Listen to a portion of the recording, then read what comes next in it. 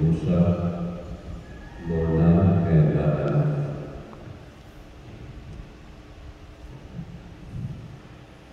For good health and protection and guidance for Ligoro Senior, Vidente, Janet, and for our personal interactions.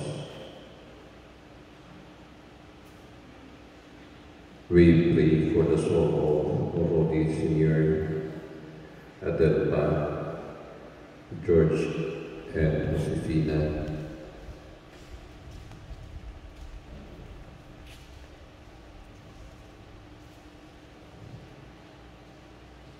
Pedro, Francisco, Elpidia, and all the souls in purgatory. And we continue to pray for our frontliners, for the victims of COVID-19, and also for our benefactors, sponsors, and donors in the church. Brethren, let us acknowledge our sins and to prepare ourselves to celebrate the sacred mysteries. I confess to Almighty God and to you, my brothers and sisters, that I have made a sin in my thoughts and my words, and what I have done, and what I failed to do. Through my fault, through my most grievous fault. Therefore, I ask the Blessed Mary, the Virgin, all the angels and saints, and you, my brothers and sisters, to pray for me to the Lord of heaven. May Almighty God have mercy on us, forgive us our sins, and bring us to everlasting life. Amen. Lord have mercy. Lord have mercy. Christ have mercy. Christ have mercy. Lord have mercy. Lord have mercy. Let us pray. O God, restorer and lover of innocence, direct the hearts of your servants towards yourself, that those you have set free from the darkness of unbelief may never stray from the light of your truth. Through our Lord Jesus Christ, your Son, who lives and reigns with you in the unity of the Holy Spirit, one God, forever and ever. Amen. Please be seated for the liturgy.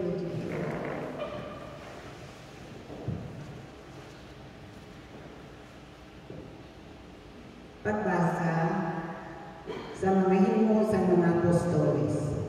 May mga tao na hali sa Judea na natutlo sa mga imanghod. Kung dili ka mo magpatuloy susod sa kaungarian na hali kay Moises, dili ka mo makaligtas.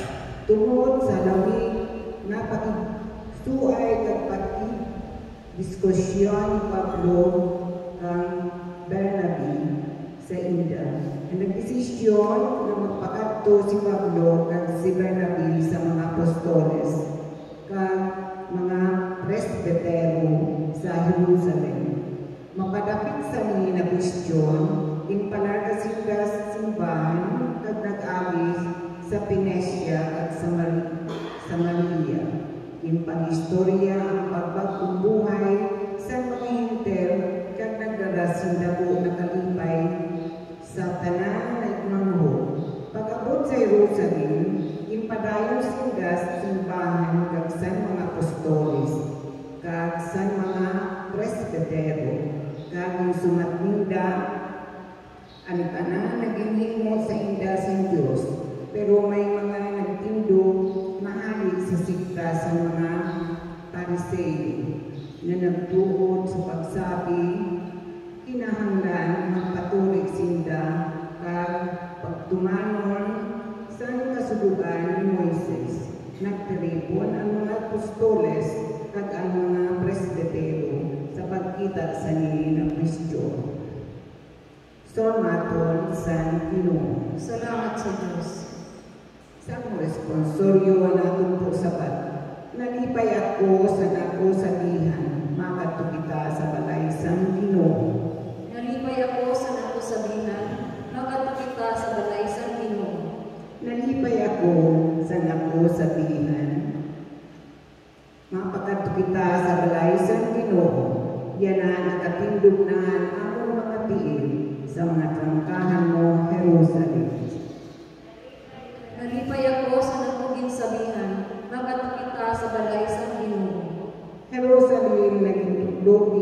syudad na burugkos sa sarili kag bilog dito nagasarag ka ang mga tribo sa Ginoo. Nalipay ako sa nakugim sabihan, makato kita sa balay sang Ginoo. Sa pagpamatuod sa Israel, nagpakadisinda sa pagpasalamat sa ngalan sa Ginoo. Kay dito nagubutang ang mga trono sa katanusan sa mga trono sa balay ni David. Nalipay ako sa nakugim sabihan, makato kita sa balay sang Ginoo. Nalipay ako sa nakusabihan, makato kita sa balay sa Ginoo. Alleluia. Matindig po.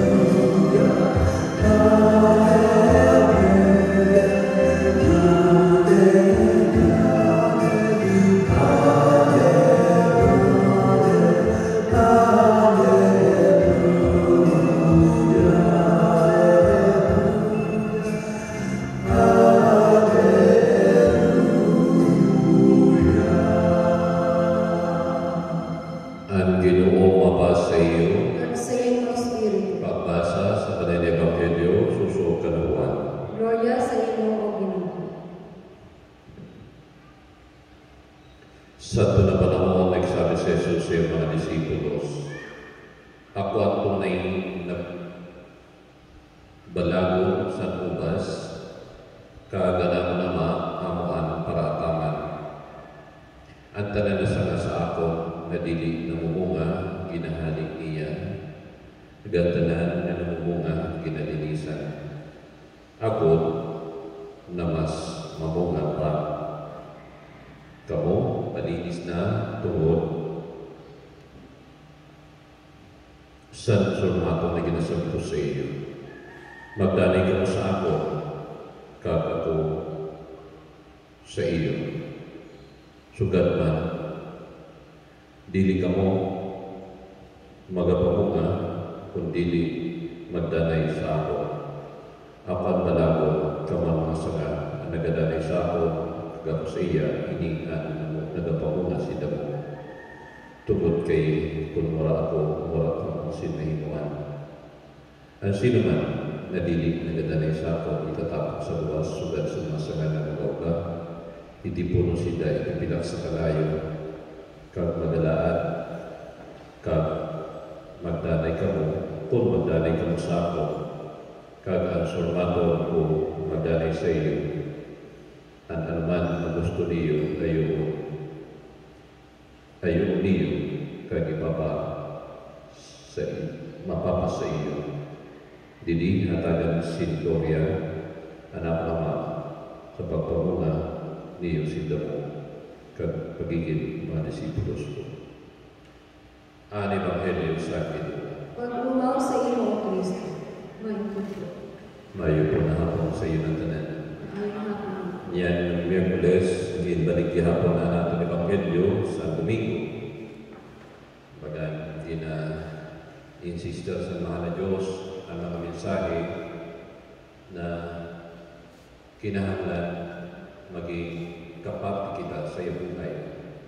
Kaya kung na natin buhay, may parte ang Diyos. Sabi din sa Ebanghelyo, si Kristo ang puno kag kita ang mga sanga. Kag ang Diyos ang harataman.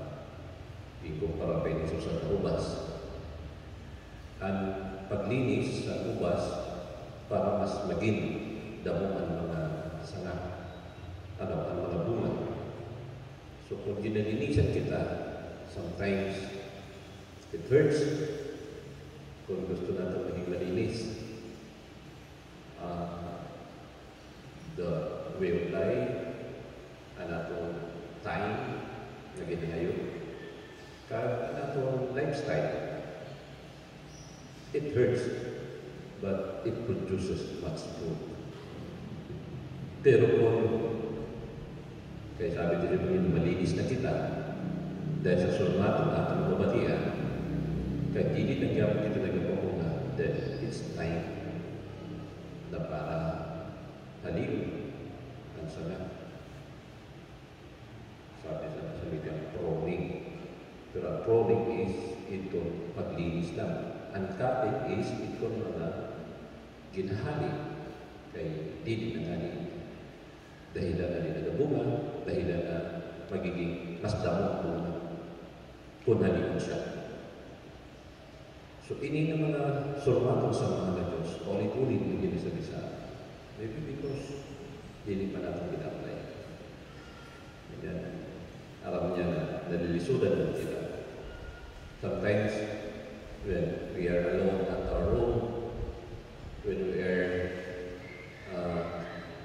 given a limited time, limited to talk, limited to see, limited to walk, sometimes we will just do the best. Itong pinaka-importante lang. Because wala kasi gusto na masayang natin oras. And that is also always with the Lord. Na pag-alaan man sa buhay natin, sometimes when we are nalilimitaan na natin iwan because pag hindi mo natin sa nabagay, we know na hindi na para sa Diyos. Kahit hindi kita magpabungan, kahit hindi kita magiging epektibo.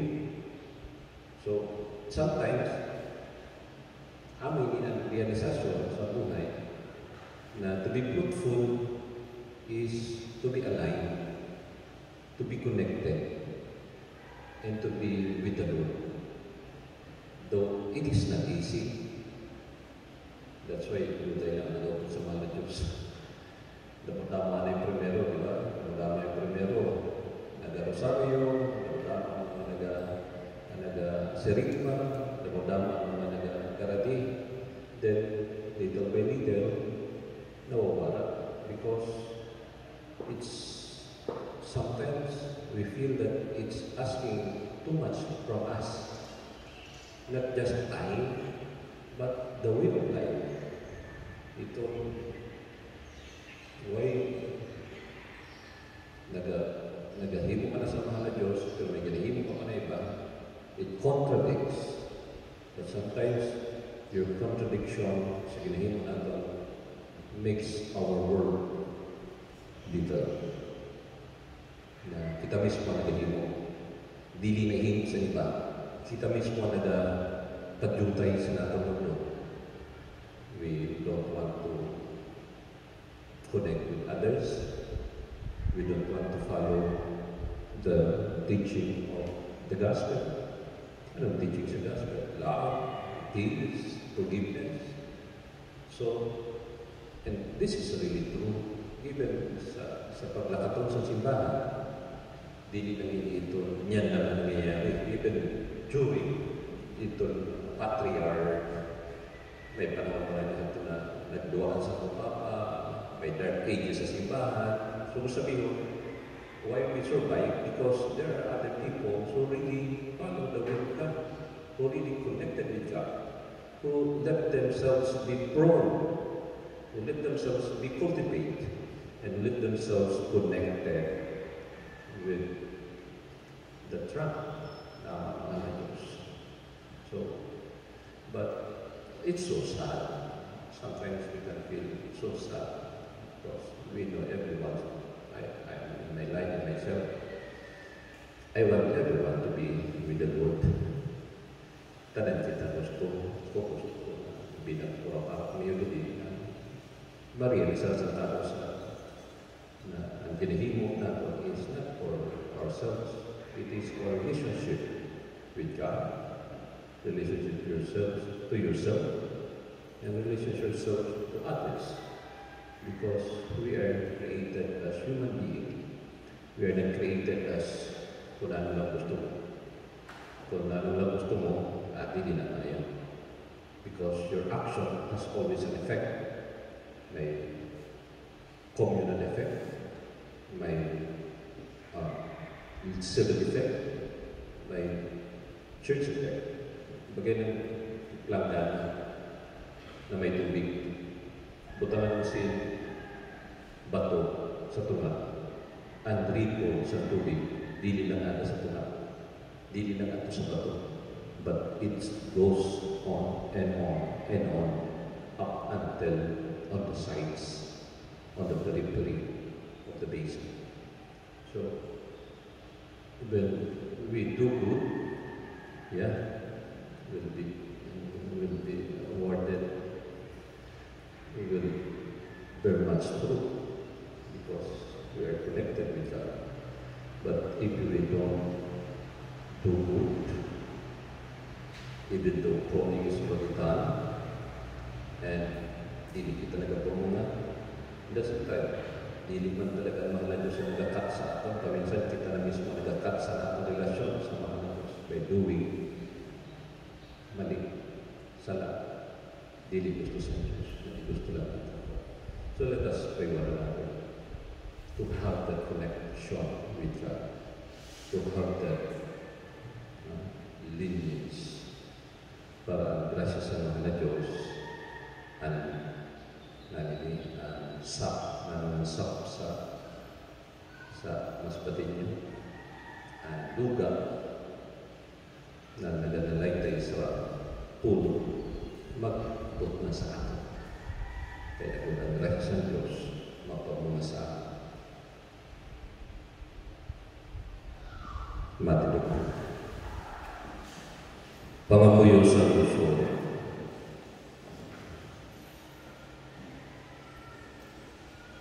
Bilang sa dalawas sa mga nagasamba sa Ginoo, atong daraho ang atong mga pagkinahanglan na may pagsarig sa atong puso sa langit na atong sabat.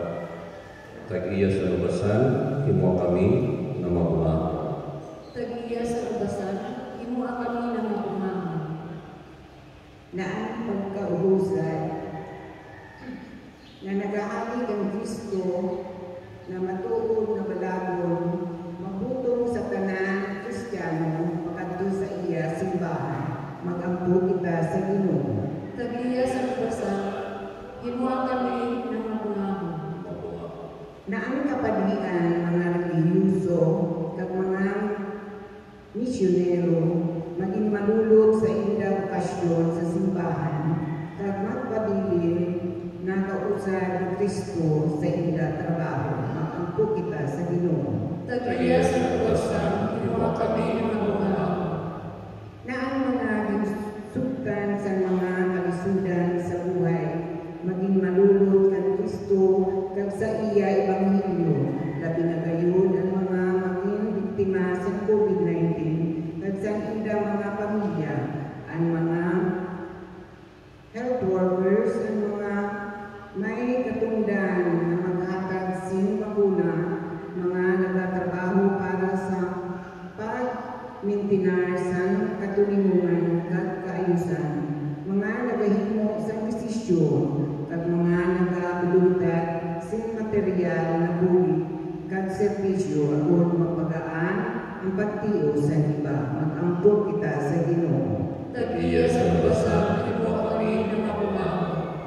Na ang mga masakit makitaan si Kristo bilang lugabon sa kasuguran kag pag-ayo, magampo kita sa Ginoo. Tag-iya sa lubasan, himo kami na mabuhaon. Na ang mga malulot na nagtaliwan magpabilin kag Kristo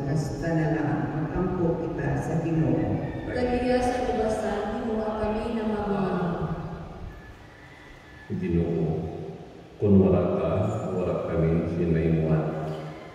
Pamatian namin mga pangadi, kapadalaya kami sa imo pagkamot. Kaya kan Kristo, naman Ginoo. Amen. Amen.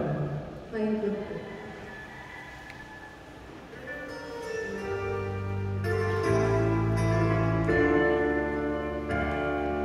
Blessed are the Lord God of all creation. Thanks to your goodness, this bread we offer, fruit of the earth, work of our hands. It will become the bread of life. Blessed be God, blessed be God, blessed be God forever and ever. Blessed be God, blessed be God, blessed be God forever and ever. Blessed are the Lord God of all creation. Thanks to your goodness, this wine we offer, fruit of the earth, work of our hands. It will become the cup of joy. Blessed be God, blessed be God, blessed. Three brethren that may sacrifice in yours may be acceptable to God, Almighty Father. May the Lord accept the sacrifice at your hands for the praise and glory of his name, for our good and the good of all his holy church. Grant, we pray, O Lord, that we may always find delight in these paschal mysteries, so that the renewal constantly at work within us may be the cause of our ending joy. Through Christ our Lord. Amen. The Lord be with you. And with your spirit, Lift up your hearts. we lift them up to the Let Lord. us give thanks to the Lord our It God. is right and just. It is to the right and just, our duty and our salvation, at all times to acclaim you, O Lord. But in this time above all, pull out you yet more gloriously, when Christ our Passover has been sacrificed. For with the old order destroyed, a universal cast down is renewed, and integrity of life is restored to us in Christ. Therefore, overcome with paschal joy, every land, every people exalts in your praise, and even the heavenly powers with angelic hosts sing together the unending hymn of your glory as they acclaim.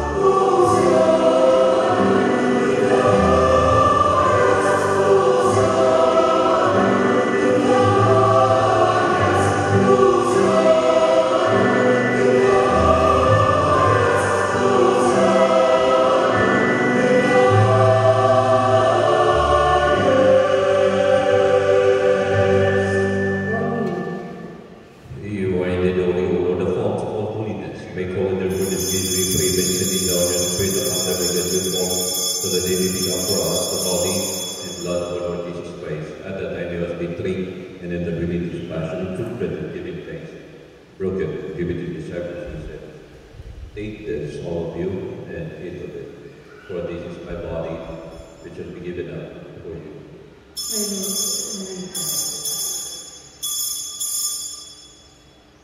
And the similar when someone was sent in, took the Chinese once more giving thanks, gave it to his disciples and said, Take this, all of you, and drink from it. For this is the Chinese of my blood, the blood of the new and everlasting covenant, which will be poured out for you and for many for forgiveness of sins. So this is memory of me. Lord Jesus Christ, have mercy on us. The mystery of faith. We proclaim your death, O Lord, and profess your resurrection until you come again. Therefore, as we celebrate the memorial of his death and resurrection, we offer you, Lord, the bread of life and the chalice of salvation, giving thanks that you have been worthy to be in your presence and minister to you. Humbly we pray that partaking of the blood and blood of Christ be gathered into one by the Holy Spirit. Remember, Lord, your church is spread throughout the world and bring out the fruits of charity. Together, Francis, our Focus, our Bishop, and all clergy. Remember also brothers and sisters, especially whom we offer this Mass, who have fallen asleep in the hope of the resurrection and of your mercy. Welcome them into the light of your grace. Our blessed us all we pray, that to the Blessed Virgin Mary, Mother of God, and Blessed Joseph, her spouse, with the blessed apostles in all the saints of the Church throughout the ages, we merit to be co-heirs with the life. We praise and glorify you through your Son, Jesus Christ. Through him and with him and in him, O God Almighty Father, in the unity of the Holy Spirit, all glory and honor is yours, forever and ever. Amen. At the Savior's command and formed by divine teaching, we dare to say, Please stand. Have mercy.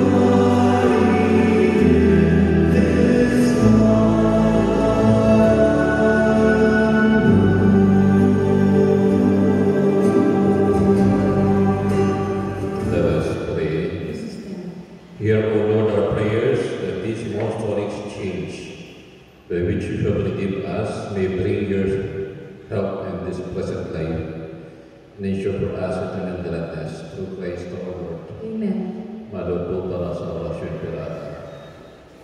Maluwayo na Ama, nag-apili kami sa imo sa aming pagkinahanglan.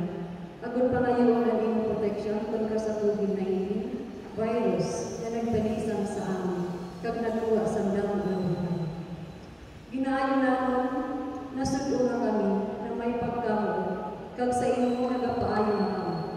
Para ang pagkahadlok sa sakit kag kamatayon, ibalikan among paglaon, kag pakusugaan among pagtuo. Nangangamuyo kami nagiyahan mo ang mga taong hinatagan sa katungdan na maghanap siguro para sa minasakit, kag paulong mo ng pagnaganap sa niya. Nagpasalamat kami sa mga bakuna na nagluwas sa pag-iya sa inyong mga kami. Bendisyonin ang among mga pagtalimuha na magamit nini ng mga bakuna.